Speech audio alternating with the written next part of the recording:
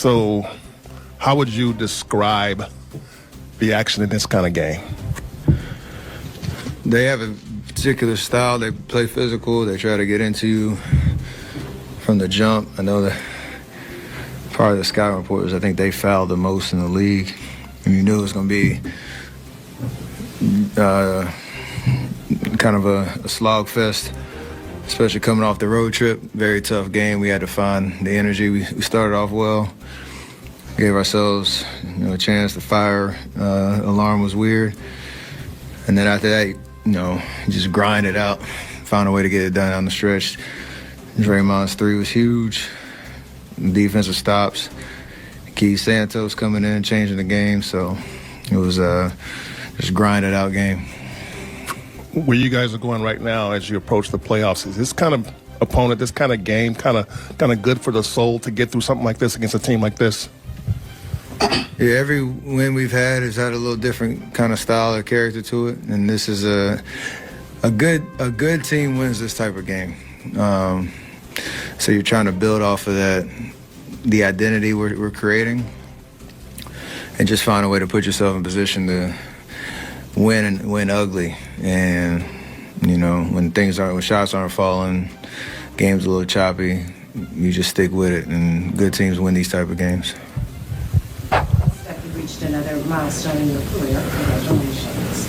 What did that feel like, especially in front of the whole crowd? It was a surprise, actually. I knew I was coming up on it, but I didn't think about it until I heard it in game. And I know there's a list. Somebody told me after Tim Roy told me after the game, only 10 guys, I think, or now 10 guys have done it with one franchise, so that's pretty special.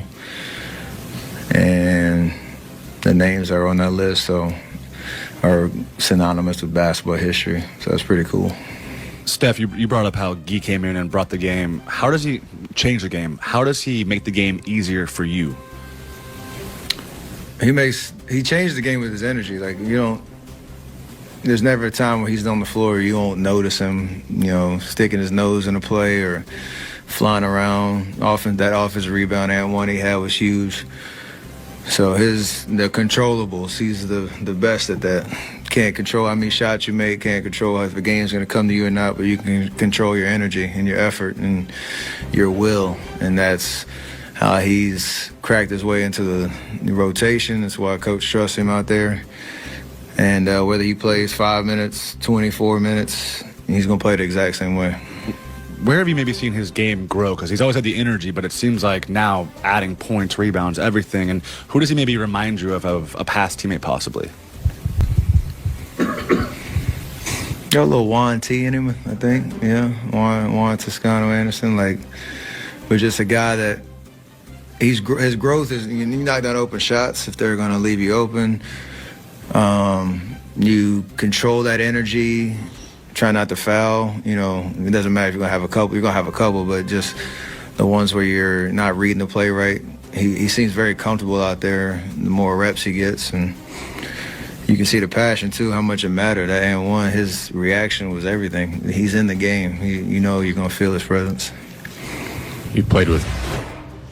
Man, you're going to feel his presence. And that's going to be really important in the West because the West is big. When you think about some of these teams and the way that they're dominating games, particularly Jokic, when you think about Denver Nuggets, when you think about the Houston Rockets, Alperen Sengun, who had a night himself tonight. I mean, the ways in which a lot of these teams score is by playing that inside-out game.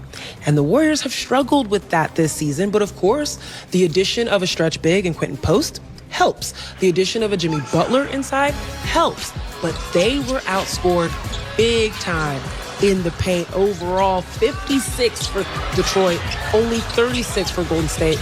Natalie, this is going to be something that they have to address.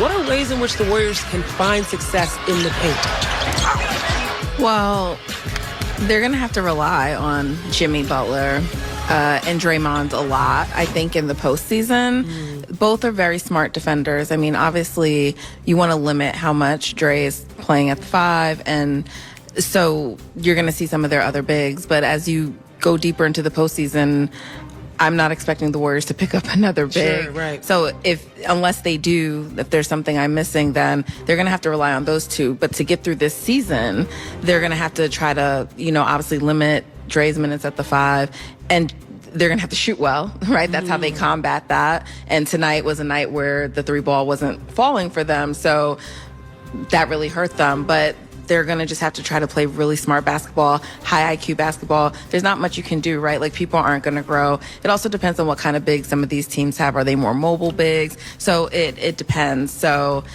they're just going to have to work through it, find ways to grind out these wins like they did tonight.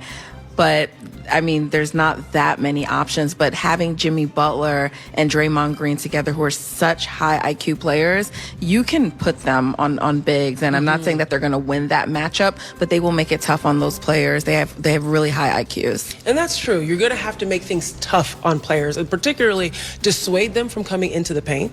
That's number one. Jimmy Butler can help with that. Draymond can help with that. However, there's also the factor of being able to score. Bucket for bucket inside. And Jimmy Butler and Draymond Green can help with that. Jimmy Butler in the mid-post operating as not only a distributor, but also a scorer himself. Now, let's talk about the IQ around fouls.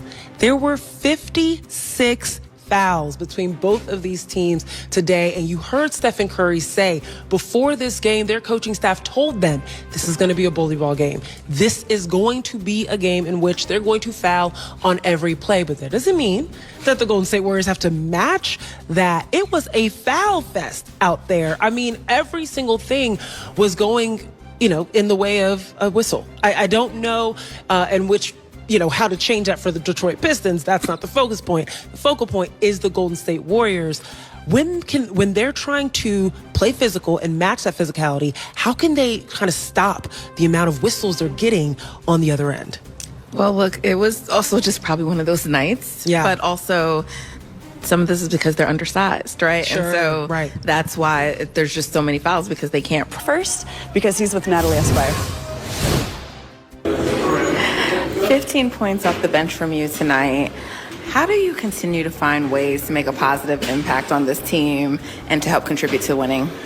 I'm not even going to talk about the points, because I think there's games that I do a couple more points, but for me especially, I think I got to bring the energy. I got to make the main players play the best basketball they can play. So I'm always looking for Steph on the court, always looking for Jimmy, always looking to get them open so they can do what they do every night. So be off the bench, and of course I feel good because I scored 15 points. But I think the biggest thing for me is the hustle, the putback, the tap, the N1 that I was calling the whole stadium, the whole fans with me, with the team.